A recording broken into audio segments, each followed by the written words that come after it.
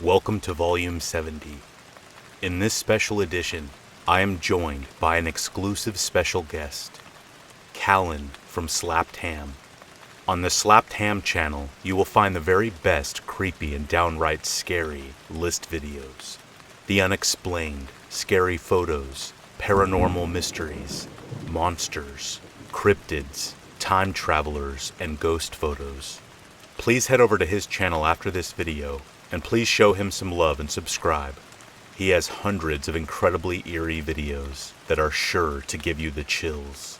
Be sure to tell him Being Scared sent you. Before we begin, quick reminder as always, only 3 mid-roll ads in this video. One after story number 1, one after story number 2, and one more after story number 3. I place the ads towards the beginning so that you can get them out of the way fast and enjoy the rest of the video ad-free. Please help this video with the YouTube algorithm and hit that like button for me. And of course, don't forget to subscribe. I love my subscribers, and I will always create videos with minimal ads and borderline OCD attention to detail. Your experience while watching means more than you will ever know. I hope you enjoy. Now, let's begin.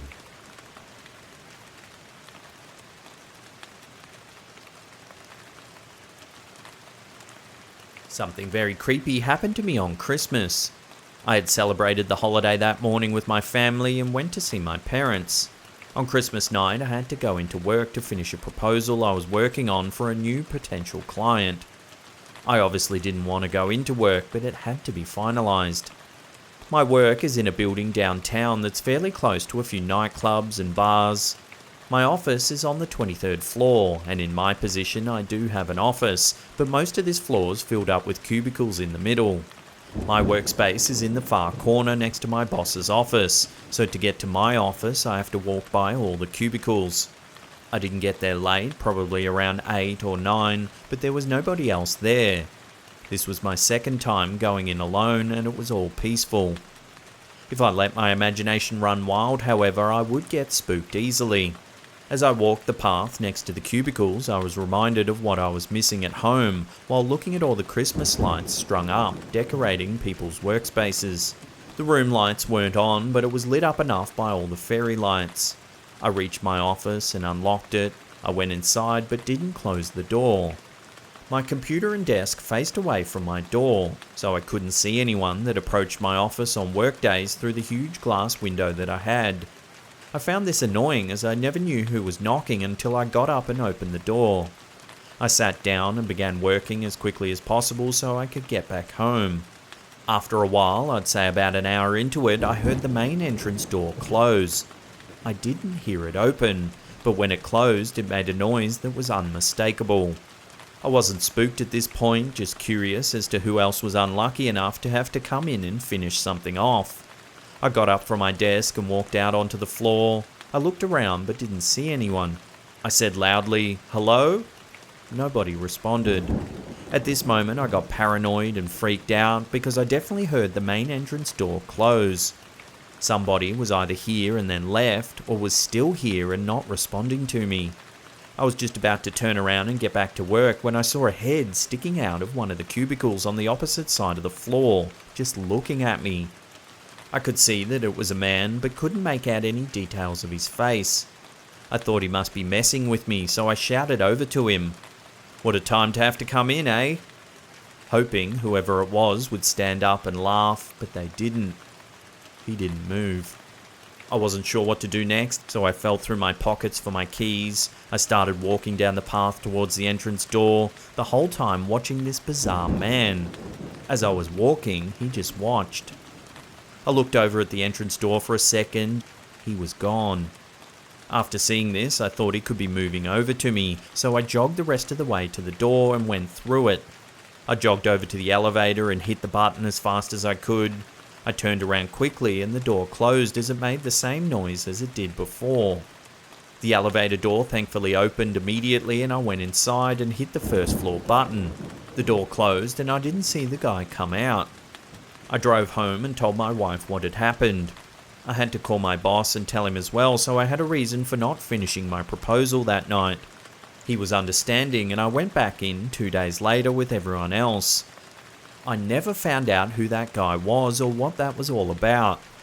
Nothing was stolen or tampered with to my knowledge.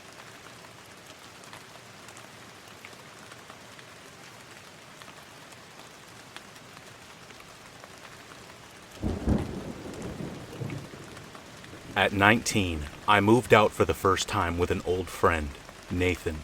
We rented a 2-bedroom basement-level apartment for a year together, and at first, things were great. It was like having a long-term sleepover with your best friend, and we were able to have our own alone time in the apartment because we worked opposite schedules. I worked a retail job during the day, and Nathan worked overnights. For a month or two, we had a good thing going. He would work, and I would be home, and vice versa. We would stay up late playing video games when our schedules aligned. The first thing that I noticed that was odd was the closet in my bedroom. In the master bedroom there was a small walk-in closet, and I noticed the carpet in the corners looked as if it had been dug out by an animal. There were also several gaps in the walls along the edges of the carpet. At first, this seemed no different, really, from the general cheap apartment disarray and maintenance issues. This didn't scare me at first. I figured someone had an overexcited pup, and I left it alone. It started off with little things at first. I would think that I would hear Nathan calling my name, and I would respond only to realize that he had been at work for hours. Leading to our bedrooms was a long hallway that seemed to make us both uncomfortable. The hallway light would be left on as often as possible, and we would laugh it off as a childhood fear of the dark. I think we were both too skeptical to talk about how we would occasionally think that we had seen the other walk out of the hallway, only to realize we were alone. On more than one occasion, I would have a friend sleep over who would complain they were kept awake at night by the constant flickering of the hallway light. My roommates and I tried our best to be respectful of each other's schedules. If I knew he had just come home in the morning and was sleeping, I would try my best to stay quiet when heading to work. One morning, Nathan told me that while he'd been relaxing in his room after work, getting ready to sleep, he had heard footsteps in the hallway and the door to my room being shaken. At first, he thought it was just me rushing around getting ready for work, but he was concerned because I was being much louder than normal. He looked over at his alarm clock and realized that I should have been at work by this time, and says he decided to check on me. He opened his door and looked down the hall towards my room. He says that he froze when he saw a dark figure standing outside my door. In that moment, he said that he rationalized it by saying he thought I was just running late for work and had gotten embarrassed at being caught and ducked into my room. He retreated back to his room and said that he hadn't heard anything else for the rest of the day. He had never heard me say anything or leave, and opted to forget about it, even when I came home later and confirmed that I had not been late that morning. As time progressed in that apartment, we were both constantly irritable and tired. It felt impossible to rest in that apartment, especially when I was alone. Nathan would sometimes chalk this up to me being nervous as a woman alone in an apartment at night. I would spend my nights huddled on the end of the couch furthest from the hallway, tucked in a blanket under the lamp. On more than one occasion, this is where I slept, as it felt more secure than walking down that hallway to my room. I am awoken one morning in my bed by the sound of someone trying to beat down my bedroom door, and ice settles in my veins. The banging on the door sounds desperate, and I can see the door shaking under the weight of the hit. Immediately I'm concerned that our apartment flooded, we have been robbed, or something has happened to Nathan. I bolt out of bed and rip open my door, and once again, I am met with sudden silence in an empty hallway. Fearful that I have misheard where the knocks were, I go down the hall to the main door and check outside, and there's no one, yet again. I sit down on the couch in the living room, unable to go back to sleep even if I wanted to. When I realized Nathan had been home, I chalked it up as him sleepwalking, and he confesses later that he had had repetitive nightmares that morning, but doesn't believe that he was walking in his sleep. His room was small, and he had taken up most of the main space with a weight set that he would have to crawl over to enter and leave. I later had to reason as well that in the time it had taken me to open the door, he would have had to sprint back to his room and slam the door shut to avoid me seeing or hearing it. As weird as this was, the worst was yet to come. We had had a disagreement before Nathan went to work, and I had been laying in my bed, still a little angry, and watching videos on my phone until I could doze off. When he worked overnights, his job was close enough to our apartment that he would come home for lunch, or what they called lunch, almost every night. So when I heard the door creak open at 3 a.m., I wasn't uneasy at first. I hear the various sounds of him in the apartment, opening cabinets and walking around. I roll over, upset because he's being much louder than normal, and immediately I feel my heart drop into my stomach. Nathan would always turn the lights on when he came home. It was reassuring on the nights I was in my room to see the hallway lights seep through the doorframe to let me know I wasn't alone in the apartment anymore.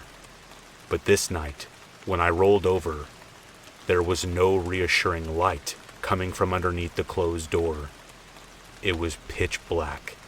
My heartbeat quickened immediately, and I messaged Nathan to ask if he had come home, but I got no response. I strained my ears to listen, and what I hear sounds nothing like normal. There's footsteps running around the apartment and coming down the hall to my door, then running away. Doors opening and closing, and cabinets creaking. In that moment, I was so absolutely sure that we were being robbed, I began to shake. I didn't know how to deal with this, and what I had heard sounded so angry and chaotic outside my door. Tearfully, I grabbed a knife that I kept under my pillow. Because the apartment walls and door were so thin, I couldn't have called 911 quietly enough to save myself. My instinct in that moment was to fight and deal with the consequences later. I stood just behind the door, listened to the footsteps run towards me, braced myself, and when I heard them start to fade down the hall, I ripped open the door to surprise my attacker. I am met with absolutely nothing but silence and darkness. I stare down the black, empty hallway, adamant that they're hiding from me. I am frozen in place, staring down the hall, waiting to hear anything. The front door is in clear view from my position, and it's still closed. Whoever it was has to still be here. I scan the room at the end of the hall. I feel a lump in my throat as I lock my eyes on a large, dark figure peering around the corner at the end of the hall. I take off down the hall and whip around the corner, ready again to fight. But there's no one in my apartment. When I turned on all the lights, I checked. The door was shut and locked. All the windows are locked. Nathan's room is empty, and there's nothing out of place. All the cabinets and drawers I had heard being ripped open are closed. All the tables still upright. My body in this moment reacts in a way I wouldn't expect. I go from overwhelming fear to complete calm. I shove what has happened to the back of my mind, walk in my room, lock the door and go to bed, dead asleep within seconds. To cope, my brain shoved this memory to the depths, and it only resurfaced months later after I had moved out, when Nathan and I finally divulged all our experiences together. For the remainder of my time in the apartment, the tiredness and irritability continues. Even my sanctuary of the living room is compromised, as I would awake many times in the middle of the night to see a dark figure walking out of the hallway towards the couch, disappearing when I would turn my head to look. Things would fall over. I would hear knocks on my bedroom door, and more I was questioning my own sanity. Eventually, when I couldn't take it anymore, and things financially weren't well with the apartment, I decided to move back home. Within a month, I was back to feeling like myself again. We are still not entirely sure what was in that apartment, but we have some theories. I feel it important to preface our theory with this. Not too long after moving into this apartment, I had taken to practicing Wicca. I don't say this to add horror, but rather to explain what we believe happened. In my early practicing, I would fill my room with cleansing materials like quartz stones and sage to cleanse before spells and maintain an energy in my room. We suspected whatever was in our apartment had originated in my closet, and that whoever was in my room before had done something sinister in there. The rips in the carpet and the gaps in the wall with small objects just out of view. We were too scared of fines we could get for destroying the closet to lift up the carpet and check what may have been underneath. It's been theorized that I had unknowingly driven whatever darkness lived in that closet out, and had spent the rest of the time I lived there, desperate to come back in. The longer it was kept out, the angrier it got, and the more that we took it out on each other. Later, when I moved out, things continued to worsen for my roommate, who remained. He was constantly tired and angry, and fell into a dark headspace. The spirit we think was in there was able to go back into my room when I left, and the girl who lived in my room after me said she was plagued with nightmares and had been locked out of the room on many occasions, even though the door locked from inside. She would try it, and the door would be locked. Then later she would try it again, and the door would somehow open.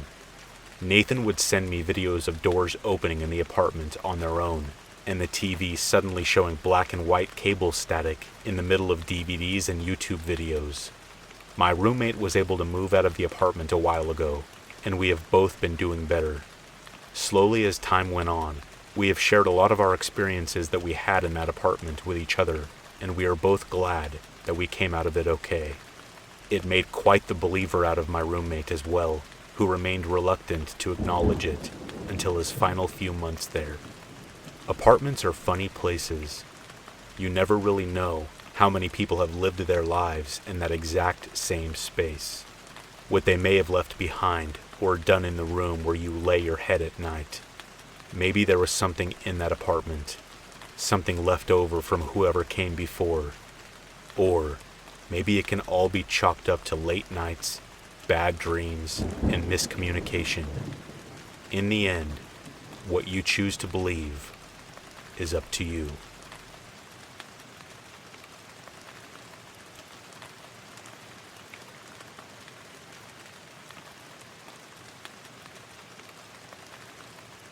In October of 2019, I went to a Halloween costume ball hosted at our local art gallery, which was organized by a Unitarian Universalist spiritual center.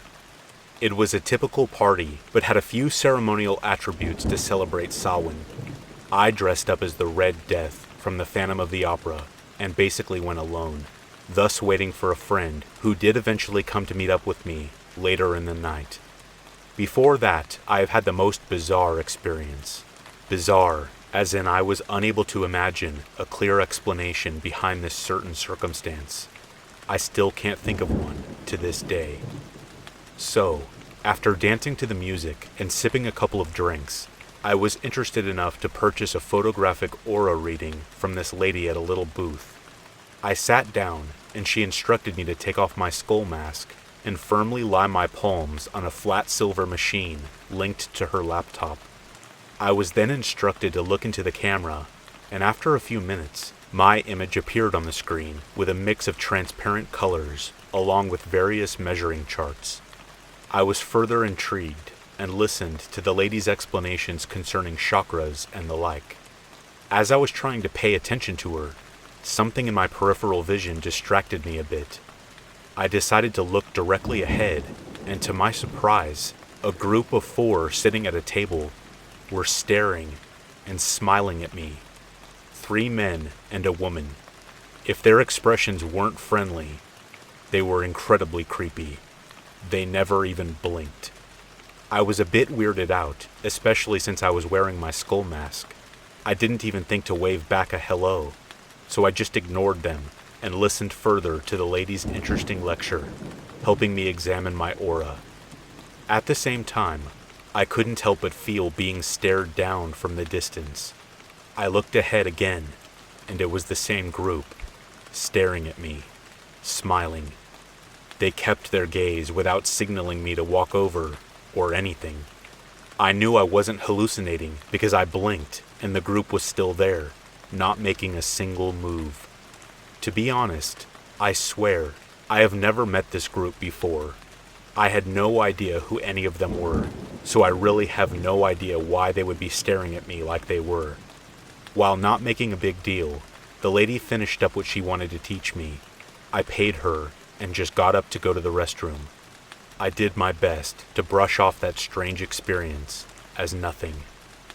Afterward, my friend found me and we just chatted until he had to leave for his mother's birthday outing. Interestingly enough, I then realized that the group never approached me after my aura session. I will always wonder what that was all about. Out of stubborn curiosity, I searched through the entire venue and did not find any of them.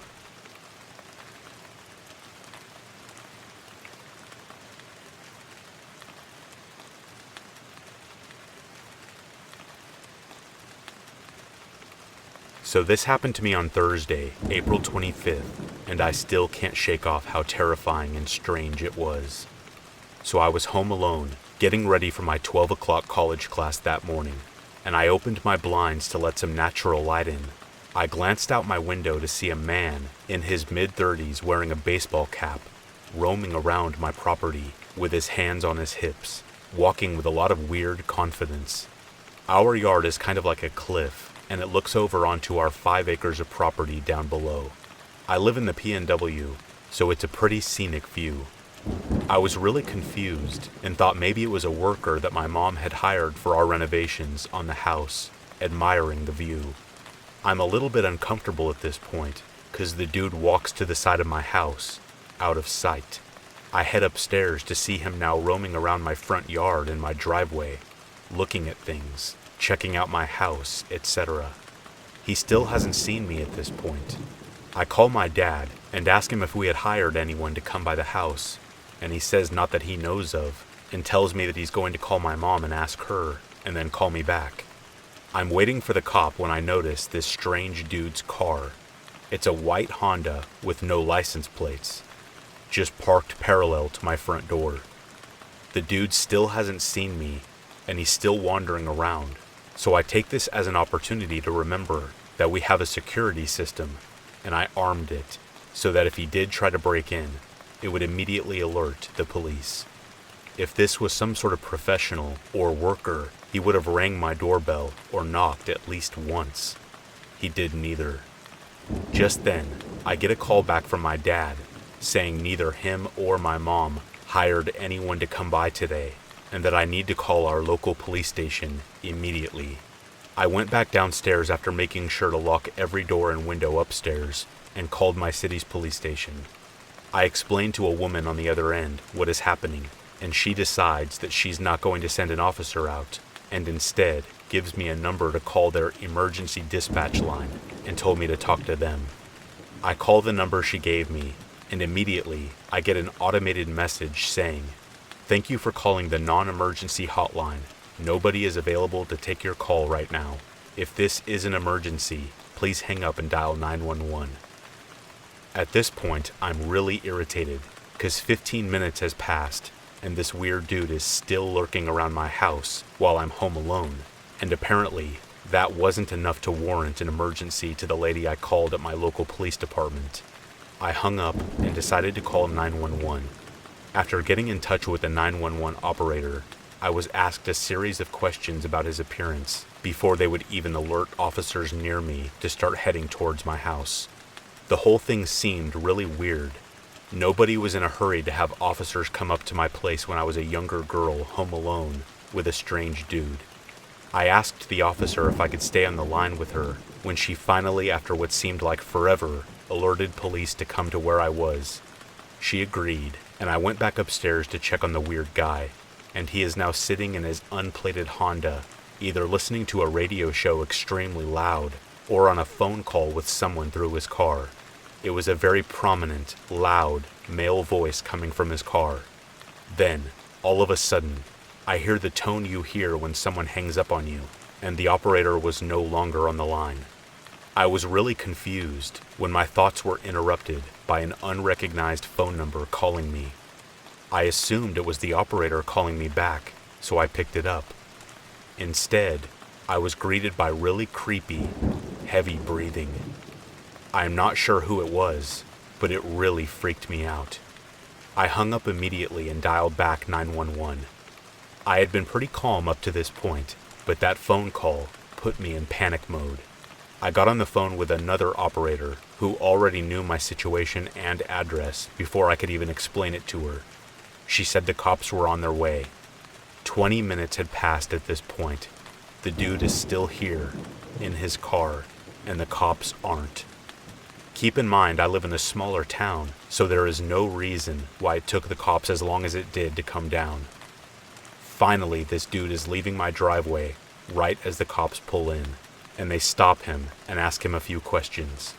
A cop then comes to my door and hands me a sketchy-looking flyer saying, "It was just a landscaper. He said he had an appointment." I was really relieved and irritated that it was just a dude my mom had hired, until I realized it wasn't. I called my mom back and said, the cop said that it was just a landscaper that you hired, and that he had an appointment. My mom replies with, "I can assure you we never hired a landscaper. We don't even need one."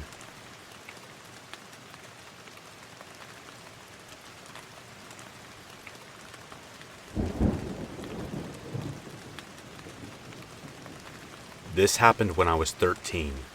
I lived in a duplex with my dad and brother. It was a 2-bedroom, and I shared a room with my dad, while my older brother had his own room. It was not uncommon for both of them to have plans at night, while I stayed home to play video games, alone. This night was no different. My dad was probably at some bar, and my brother, who knows where he was. I was playing the original Resident Evil on PlayStation, and at around midnight, my eyelids were getting too heavy, and I decided to go to bed. I slept with my bedroom door wide open. Now, not one time in the years that we lived in this place did my dad or brother come home by entering through the back sliding glass door. A couple times my brother didn't have his key for one reason or another, and he would knock on my bedroom window and ask me to let him in. My dad always had his key, and would always come home through the front door. On this night, I heard the back door slide open. It was an old door, and sliding it open wasn't easy. It was also very loud, so I heard it crystal clearly. I lay in bed wide-eyed, my imagination going crazy. I heard whoever it was walk through the dining room, through the kitchen, and then into the living room. They made no attempt to be quiet. After a brief silent pause, I saw someone walk by my bedroom doorway. This scared me so much, as you can imagine, and my heart throbbed. Whoever was in my house walked into the bathroom right next to my bedroom and flipped the light on. The light poured into my bedroom, and I was laying there, terrified, completely exposed by the light from the bathroom. Why didn't I shout out for my brother or my dad? Because, like I mentioned, I knew it wasn't them, and there was no one else that it could have been that would have made sense. Not a family member, not a friend. I knew it was someone that did not belong. The person then walked out of the bathroom, left the light on, and went into my brother's room and started making a ton of noise. It sounded like they were searching for something. All I did was lay there, shivering. After a few more minutes, the person walked by my bedroom again. I expected at any moment a stranger would walk into my room, but they didn't. I heard them making noise in the living room, walking around, huffing and puffing. Then they started walking back and forth by my bedroom repeatedly, into the bathroom and back out, over and over. At the time, I was 100% sure they were messing with me for some reason. They knew I was there, whoever they were. I heard the person making noises. By this, and by the huge figure that I saw walking back and forth, I knew that it was a man. They continued walking around each room except the one that I was in, and then suddenly, I heard them walk back through the house to the backsliding door open it, and then leave. I lay there in bed, terrified, wondering what just happened. After a while, out of sheer exhaustion, I fell asleep.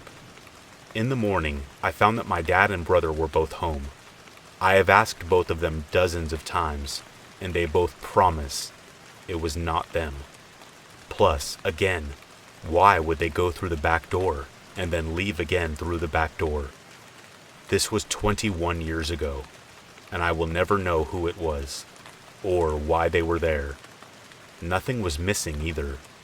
What really makes me wonder to this day, why did they never come into my bedroom? The door was wide open, and they walked by it at least 20 times.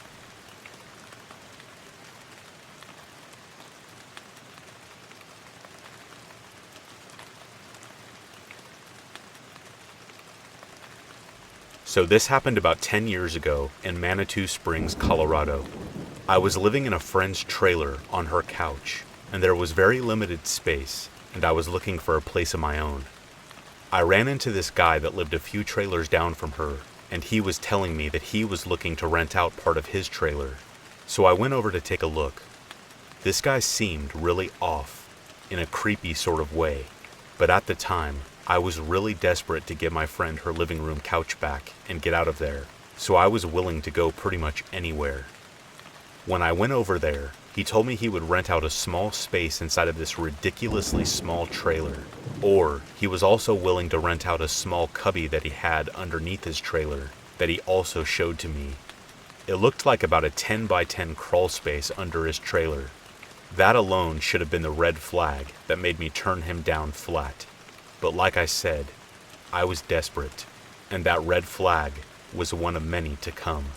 So I hesitantly and very reluctantly agreed to rent the small space inside and moved my stuff over that night.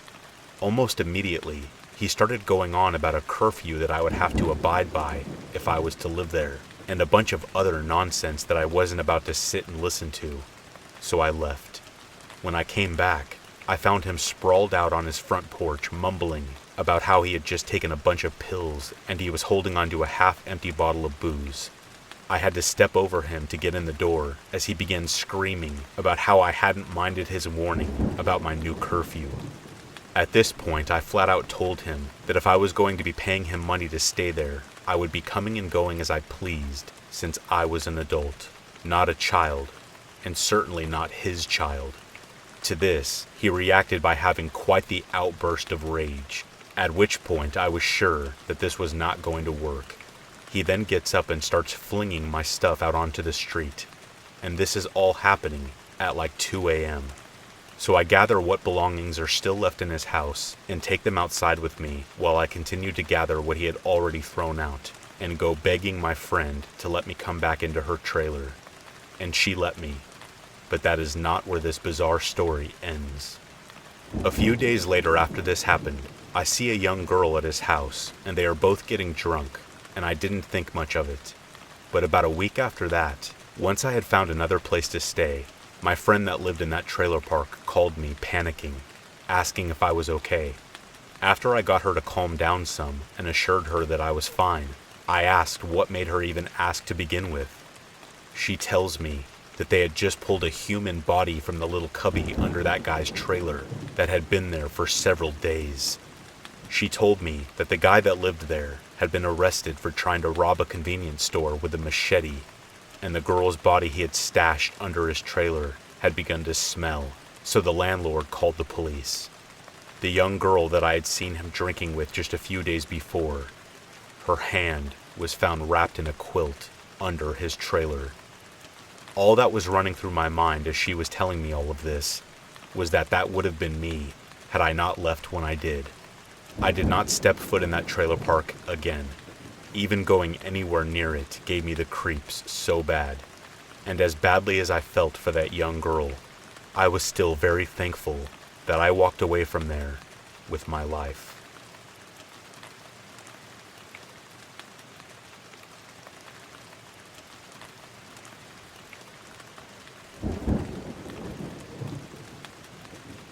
This occurred when my roommates and I were working on our bachelor's degree in a prominent university in West Bengal, India.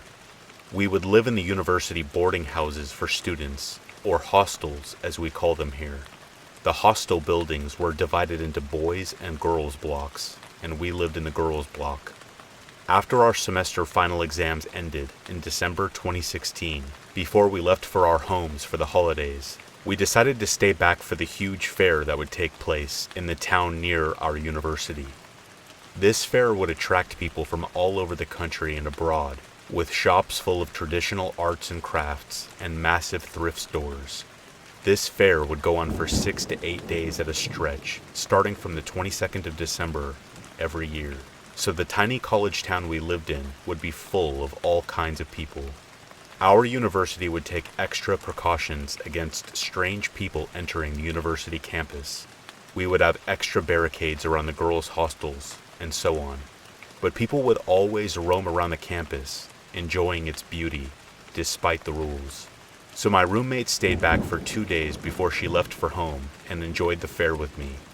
We did a lot of shopping for ourselves and our families, and 2 days later, she left. I, on the other hand, did not leave, as the holidays were only for 10 days, and I instead wanted to stay back and study in the university library with not as many students around. One day, on my way back from the library at around 7 p.m., I noticed that many tourists were roaming around the campus even after it got dark. But I was aware of the tourist situation at the time, so I didn't really care. Now, the hostel block had a big gate with 4 3-storied buildings situated inside it in a square format, and there was only one way in and out, and female guards would always be standing near the gate as there were tight rules for intruders, especially men. Our rooms were situated the farthest from the entrance. We stayed on the first floor and had windows facing outward onto a back street inside the campus with lots of trees everywhere. So I went to my room, got cleaned up, and started cooking dinner. While doing so, I started hearing some rustling sound from the window. I thought perhaps it was the sound of birds in the trees. It was already dark out at that time of winter, and I couldn't make out anything outside. Soon, I started hearing the noise more and more. Still, I assumed it was the sound of people walking the road behind our room, as there were more visitors at that time. As my food was cooking, I sat on my bed and started reading a book. The bed was right beside a window. Suddenly, I hear a low thud near me next to the window. I look up, and there's a man standing right outside the window, staring in at me. Stunned with fear, I could not even shout. I sat there motionless, trying to understand if the man was even real. Just then, this intruder, who seemed to be in his early 30s, spoke in a slurring voice. "Don't scream or I will be in trouble. I just want some water. Can you give me some water? I'm so thirsty." I managed to stand up, and as I was on my way to dart out of the room, this man started speaking again, but a bit loud, trying to pronounce his words properly. "Just some water. I am your guest. Please give me some water." I could smell a distinct, bad alcohol stink coming from him, and he looked horrible, somehow managing to keep his eyes open. By this time, the man was basically just hanging by the window panes, and thankfully couldn't get in due to the iron barriers. He started sticking his hand in, trying to grab at anything on the bed. I had had enough and started screaming right then and there. There weren't many people staying back in the hostel during those days, so no one came to help. I ran downstairs and ran up to the guards, who were about 50 meters from our building. They frantically ran back with me to my room, and by the time we reached it, the man was nowhere to be seen. So the guards called a university security team, and they started checking the hostel perimeter, and they found the man lying flat on his back on the grass below the window he climbed. I did not leave the room to see any of it, as I was still pretty shaken up, but I was told that the man was drunk and unconscious from falling that high up, and the guards had to pick him up and take him away to the hospital. I don't know what happened to that man, if he was charged or what, but by the next day, 2 male guards started walking up and down that back road behind our room. I told this story to my roommate once she got back after the holidays, and she was pretty worried that I was all alone when I went through this scary experience. She and I then decided to change our rooms, as I still had flashbacks of a hand creeping in through the window.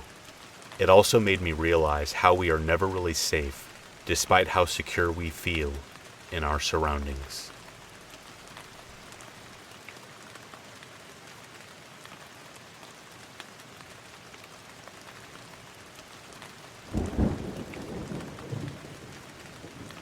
On this particular occurrence, I was home by myself in high school or late junior high, and I was in the living room at around 6 p.m.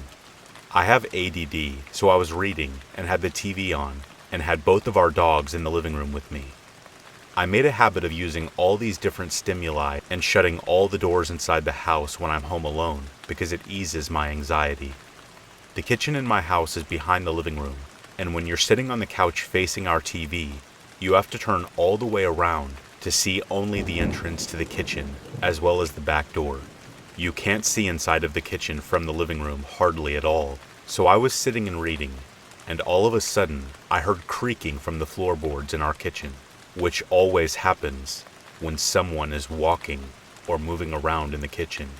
I couldn't hear any footfalls, but it unmistakably was the sound of someone walking on the creaky, water-warped wood floors. Then, a cabinet door slammed.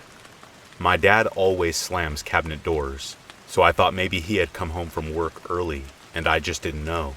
So without looking up from my book, I called out, "Dad, when did you get home?" No one answered.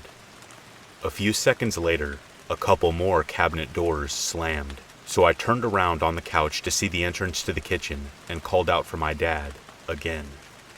No answer.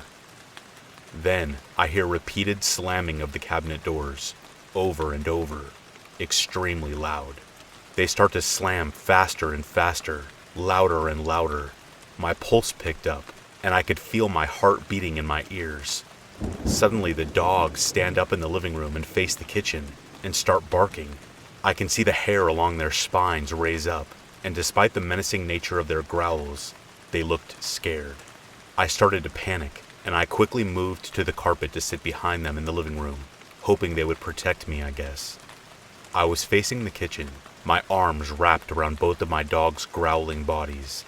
I was incredibly scared, and my heart was beating out of my chest. All of a sudden, the insanely loud slamming stops. For a while, all I can hear is the blood rushing in my ears and my own breathing.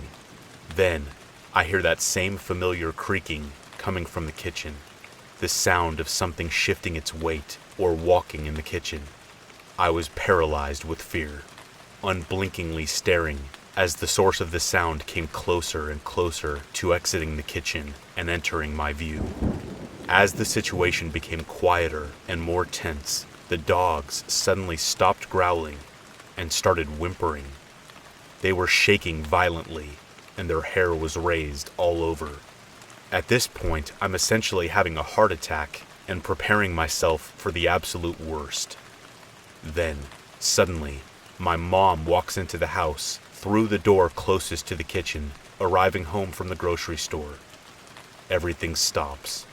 The creaking, the dogs, everything. My dogs started wagging their tails and went to greet my mom. I stayed sitting on the carpet in the living room, bewildered and adrenaline still coursing through my veins. Just to explain the situation and demonstrate that I am not making something out of nothing, it could not have been sounds my mom made from coming into the house. The sounds were nothing like the dull, rapid thumps that came from a person walking along our back porch to enter the house. These sounds could only have come from the kitchen, specifically the floors and the cabinets. I knew these sounds well, as I grew up in this house. I tried to tell my mom what happened right before she got home, but she didn't really believe me. I haven't told many people. No one has ever really believed this story. However, I can promise you that I know the house I grew up in very well. I can also promise that the fear and panic that not only myself but my dogs felt were very, very real.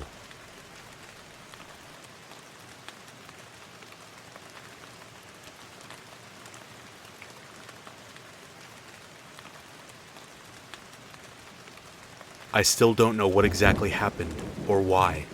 It took place a few years ago, in 2013. I was home alone.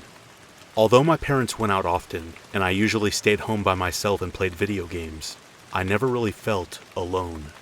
My friend Thomas lived right next door, and if you looked out my bedroom window, which was on the second floor, you could see right into his. It was awesome. We played video games together online most of the time, and the night it happened was no different. It was Saturday, and with my parents gone, I had planned to play video games all night. We were in the middle of a match when Thomas told me he would be right back. That was normal, of course, but after 10 minutes, I stood up and looked out my window. Right then, I saw him walk back into his bedroom and put his headset back on. I asked him what took so long, and he said that he thought he heard his back door open and then close. I asked if his parents were home, and he said no, that he was home alone too. We went back to playing, when about 30 minutes later, I heard something downstairs, in my house. It was really late at this time, and Thomas said he was going to bed. I turned off my console and walked out of my bedroom to go downstairs. I stopped halfway down the stairs. I could see the faint shadow of someone sitting in the chair in the living room. They were facing away from me. I was about to speak out, but then realized it wasn't my mom or my dad. I went back up the stairs as slowly and silently as I possibly could, never taking my eyes off the person. When I reached the top, I silently moved back into my bedroom a few feet away. I grabbed my cell phone and hit the green messaging icon on the screen. At that moment, I heard footsteps coming up the stairs. Completely terrified, I got in my bed and pulled the covers over my head, hoping and praying whoever it was would think nobody was home. I tried to lay as flat as possible and control my breathing. I heard nothing after that. I stayed under the covers without moving for a long time. I felt like someone was watching me. I eventually pulled my cell phone up and texted my parents. I didn't get the immediate response that I wanted, so I decided to text Thomas. I typed one word and then heard the hardwood floor in my bedroom creak. I froze. You have no idea how bad I wanted to look to see if someone was standing in my bedroom, but at the same time, too terrified to do it. I ended up laying there under the covers for at least an hour before finally getting a text. I was scared to move, but a minute later, I opened it. It was from Thomas. I felt all the blood rush out of my face, and I started to shake. The text read, "Who is that in your bedroom?" I ripped the covers off my head out of pure adrenaline and fear. There was nobody there.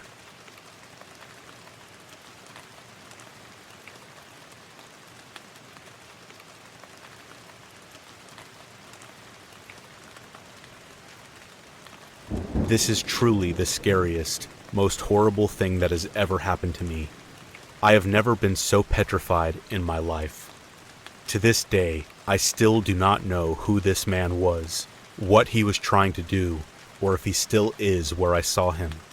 I'm sorry for how long the geographical description is. I just want everyone to understand how secluded I was when this happened, and how badly it could have ended if it wasn't for my parents. I was back home for the summer for the first time in a year after starting university. Our home was, and still is, just outside of a small town with forests all around. There was also a small man-made lake, which was diverged from a river that ran for miles through the forest and ramified into a few streams east of the lake. Near my home, there was a small grassy path that led to the river following a stream. It was a long walk, but one I used to go on often as a child. I knew the forests there well. I knew where I could cut through dense trees to meet the stream. The walk I would go on always led me off the path, which turned northwest slowly, so away from the stream, and then took a sharp turn to the west after a few miles' walk, at which point the stream was hidden quite deep into the forest. I'd continue to walk north and follow the stream through the forest to get to the river, then follow the river west to get to the lake. It's easy to get lost in this forest because the terrain isn't just a slope down to the water. It goes up and down, and you end up completely surrounded by trees. I had spent many days wandering around there alone or with my dad over the span of 18 years. Never saw anybody else in the forest. I went there twice that summer, both times alone-ish. The first time I left in the morning, I walked along the path away from the stream to the sharp bend, then cut back into the forest. I reached the stream after an hour or so. As I was running my hands in the water, I heard a bell from far away, coming from the north. Something was making a bell ring fervently and periodically, which I found strange. I listened well, wondering if it was a lost hunting dog, and started moving towards the sound.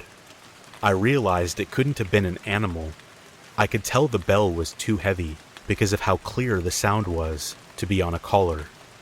I kept moving and the bell was moving away from me.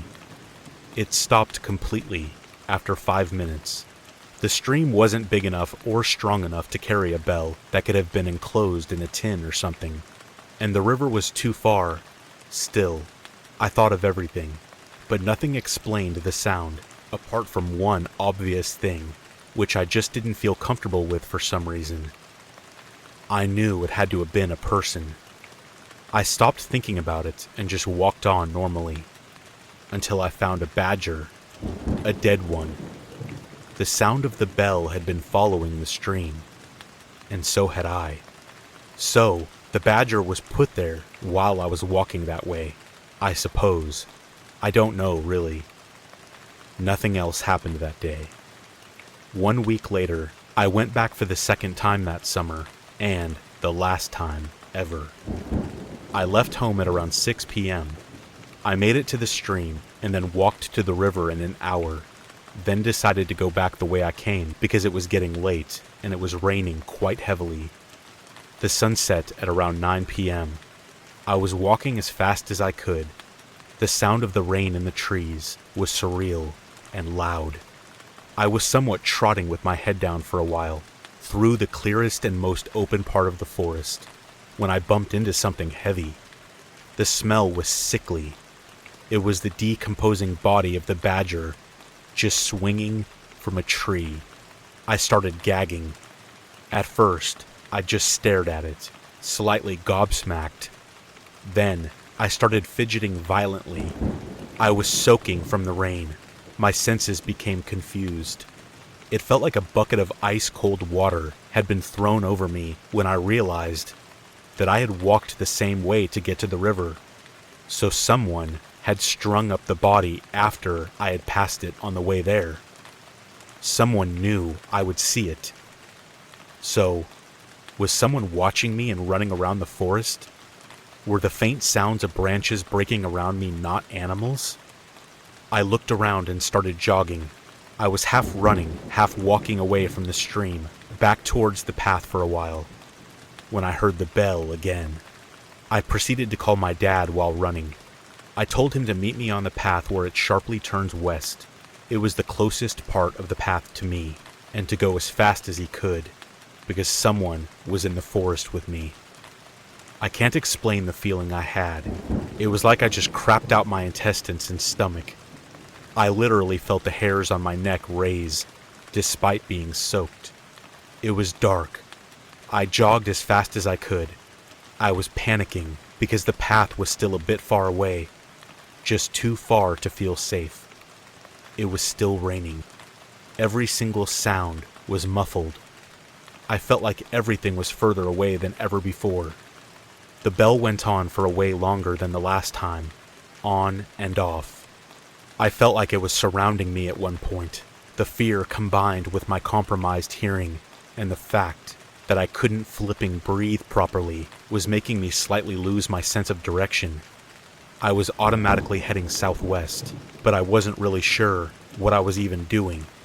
I was breathing like a horse, coughing my lungs up, kind of crying out loud, like a toddler does, tripping over leaves and twigs like an idiot. I stayed on the phone with my mom, who was on her way with my dad. I kept hearing sounds, but I wasn't sure what they were.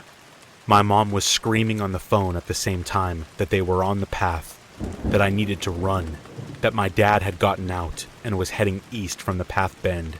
I was terrified, so I went into survival mode.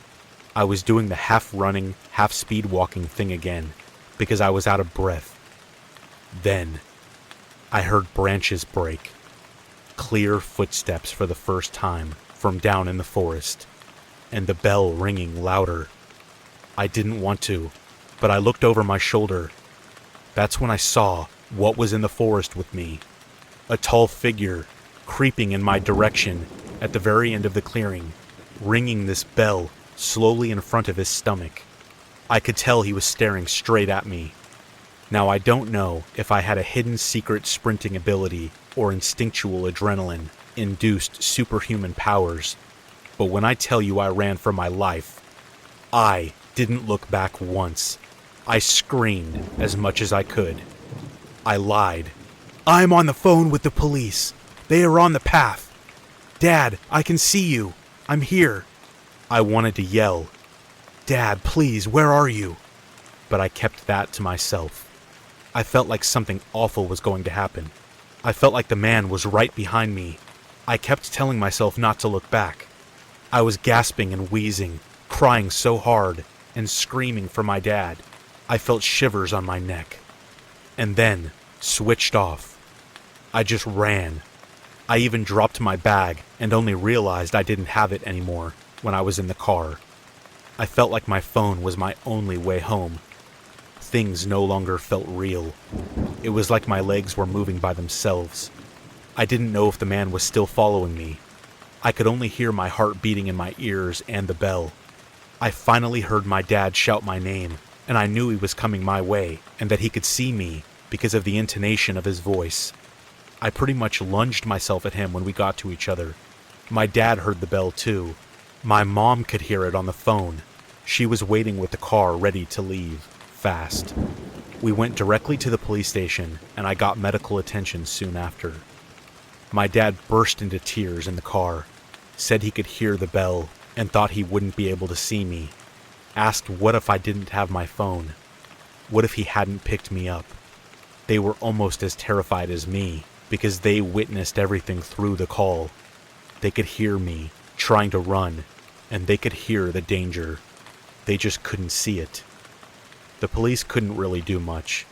They searched the area, and the only thing they found was a folded t-shirt placed under a rock.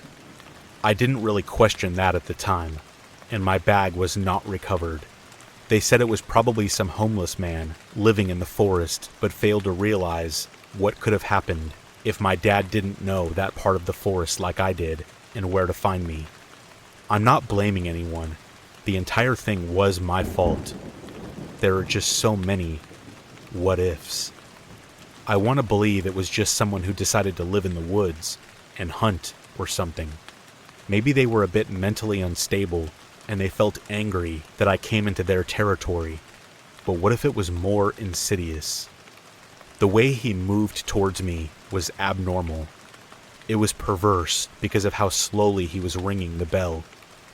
It's like he had me trapped. I didn't see any more detail. I just ran. To this day, I can't go anywhere where I'll be alone, and the sound of bells is a real problem. The smell of moss as well. Anyway, my parents and Steve Jobs saved my life, so go hug yours now and take badgers and bells as pagan signs that you are unwelcome.